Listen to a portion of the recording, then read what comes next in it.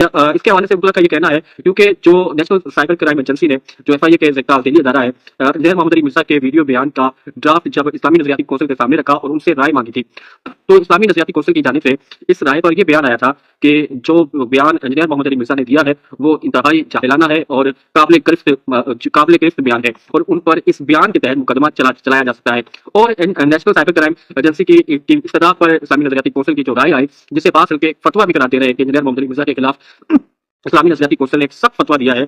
और ये पाकिस्तान की तारीख में पहली बार ऐसा हुआ है कि इस्लामी नजरियाती कौंसिल ने किसी आलिम दीन के बयान को तौहीन रसालत करार दिया है। तो ये पाकिस्तान की हिस्ट्री में पहली मरतबा हुआ और ये राय फतवे की सूरत में आई, तो इसे बहुत फिरकों की जानिब से तनकीद का भी निशाना बनाया गया। लेकिन अब हुआ यह है कि इस्लामी नजरियाती कौंसिल की इस राय की वजह से अब जो इंजीनियर मोहम्मद अली मिर्जा का पूरा केस इस राय पर खड़ा हो गया है। जो प्राइवेट प्रोसिक्यूशन ने प्राइवेट जो मुद्दई था उसे निकाल दिया है, सरकार खुद मुद्दई हो गई है। जो पिंडी अदालत ने उनकी जमानत की दरख्वास्त मुस्तरद कर दी है। हाईकोर्ट से अब तक उनकी जमानत के हवाले से कोई मुस्बत जवाब सामने नहीं आया।